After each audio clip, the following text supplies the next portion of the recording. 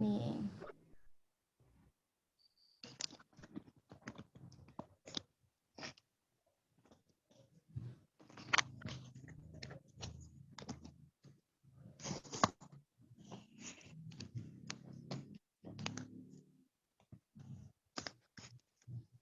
Mohon maaf, ini tadi ya ada kasus lampu mati itu tadi. Dan insya Allah gambarannya sudah ini ya, sudah bisa ada gambaran karena kita kalau in-house training dengan teman, insya Allah kan harus ya kasih contoh konkretnya juga dari kita. Jadi ini target harus kita pasang juga. Terus bahwa peserta didik itu ada macam-macam, baik yang reguler, kesulitan belajar, reguler itu maksudnya normal, kemudian dengan pencapaian tinggi.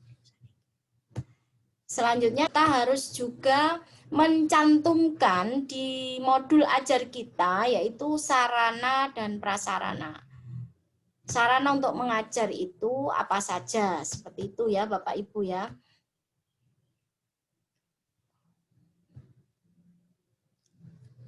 Ini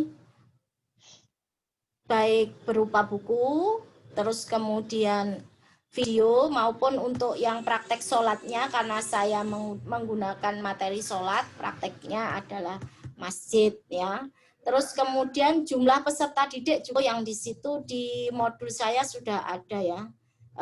Ini nanti kita cantumkan link videonya juga. Terus ini belum selesai, linknya belum saya cantumkan. Kemudian juga praktek sholat, ada penilaiannya di situ. Asesmen yang kita ambil ada asesmen individu, kemudian asesmen diagnostik non-kognitif, dan asesmen kelompok ya. Karena memang anak-anak juga harus kita ajari kalau kelompok misalnya siapa yang jadi imam, kemudian siapa yang jadi makmumnya, itu kalau sholat seperti itu.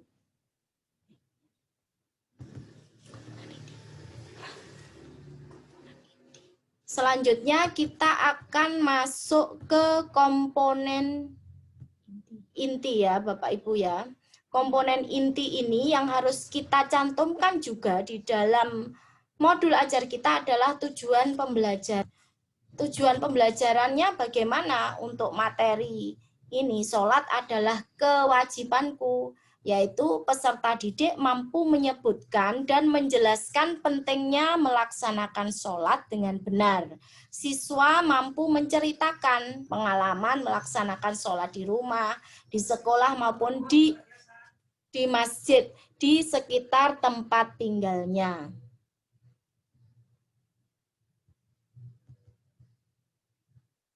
Setelah itu, kita harus mencantumkan juga alur tujuan pembelajaran. Bagaimana alurnya? Pertama, siswa mampu menjelaskan makna sholat terlebih dahulu.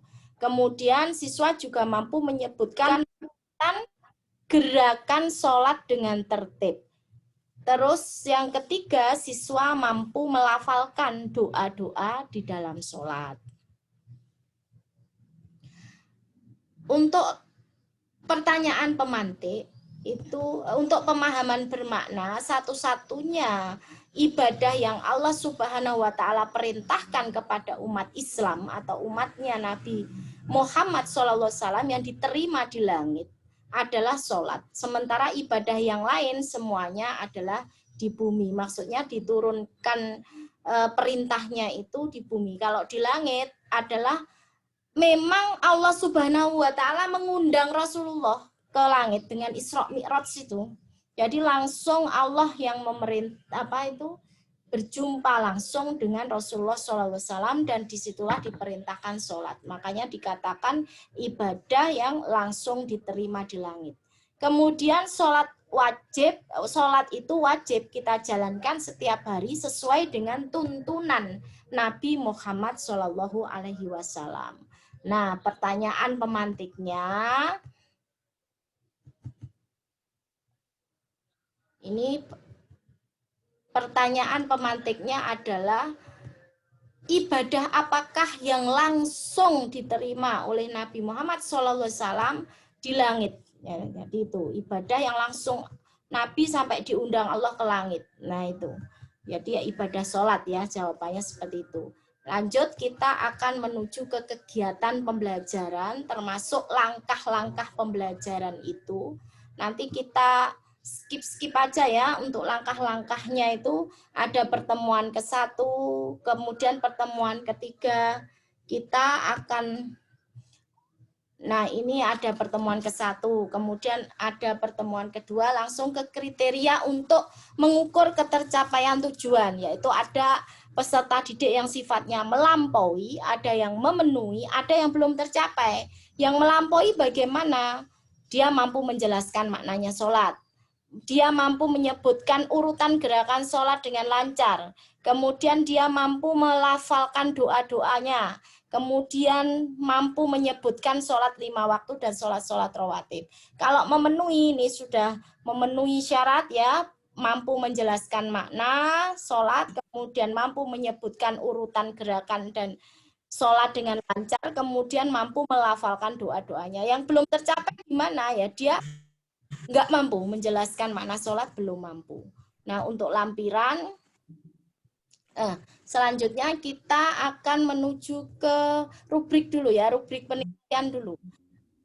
Rubrik penilaian sholat dan lafal doa dalam sholat, yaitu kriterianya 1 tertib, kemudian bacaan doa dalam sholat lengkap dan lancar. Itu skornya adalah 4 ya. Kemudian yang skor 3 bagaimana? Dia tertib, tapi pelafalan doanya kurang lancar. Kemudian yang skor 2 yaitu tertib, tapi pelafalan doanya kurang lengkap dan kurang lancar. Skor 1 enggak tertib, pelafalan doa kurang. Kemudian asesmen sumatif itu kita cantumkan pertanyaan-pertanyaan di sini untuk nanti penilaian sumatif atau akhir semester seperti itu. Kemudian remedialnya juga ada ini penugasan ke siswa untuk menuliskan 5 macam sholat fardu dan tuliskan jumlah rakaat dari masing-masing sholat fardu. Pengayaan membuat video sholat bagi mereka yang melampaui. Nah, ternyata skornya yang paling tinggi apabila pelafalan doanya lengkap dan lancar, tampil percaya diri dan tertib. Kemudian kostumnya juga muslim, kemudian sopan dan rapi. Kalau skor 3 bagaimana?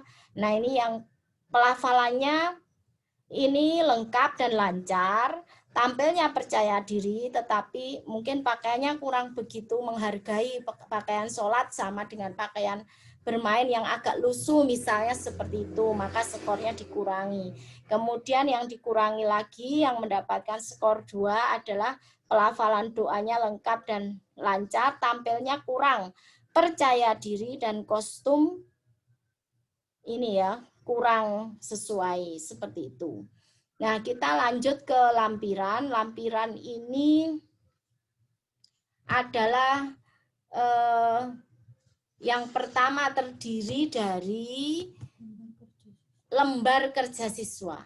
Lampiran itu pertama adalah lembar kerja siswa. Jadi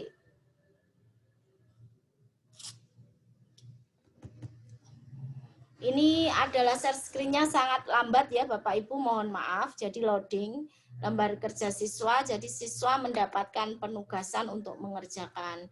Terus kemudian lampiran kemarin kan terdiri dari 4, ada juga kemudian materi, terus daftar pusaka, terus glosarium. Kalau di sini di tempat saya nggak ada glosariumnya. Nah, ini baru tampak lembar kerja siswanya seperti ini dan masih ada lembar kerja siswa yang lain, ini kita hanya perwakilan saja. Insya Allah sampai di situ saya stop share-nya dulu dan ini boleh menanggapi ya teman-teman, ini menanggapi satu aja biar waktunya cukup ya. Ini masih lambat untuk stop share. Boleh monggo saya serahkan ke Bu Okti sebagai moderator. Nggih, terima kasih. Apa paparan disampaikan Ibu Maya dari Bapak-bapak? Ada yang perlu ditanyakan, monggo.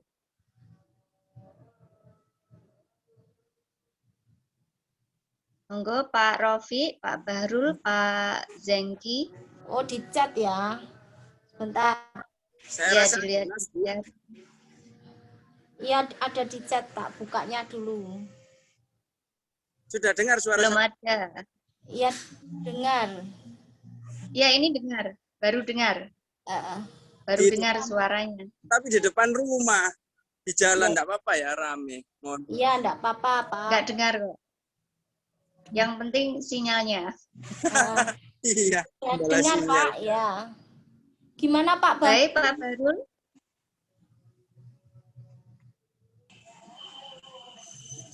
Pak Zengki, ada yang perlu ditanyakan dari paparan yang disampaikan Ibu Maya tentang modul ajar?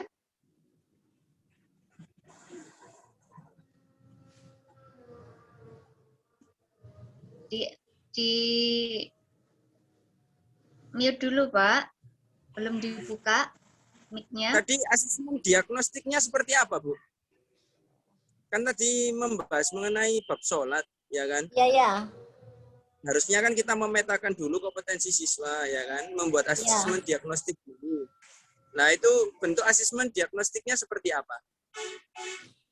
Asesmen diagnostiknya ya seperti contoh tes tulis, Pak. Tes tulis. Cuma tes tulis tadi yang sumatif ya, belum tak cantumkan yang formatifnya ya. Yang formatifnya praktek sholat, ya. Oh, yang formatnya. Ada prakteknya, praktek sholat. Nggih. Bisa dengar ya Pak Barul ya? Bisa, Bu. Alhamdulillah. Nggih. Terima kasih. Mudah-mudahan ini ya. Ini sudah 20 menit ya. Ini kita rekodnya tak matikan dulu. Jadi ini habis ini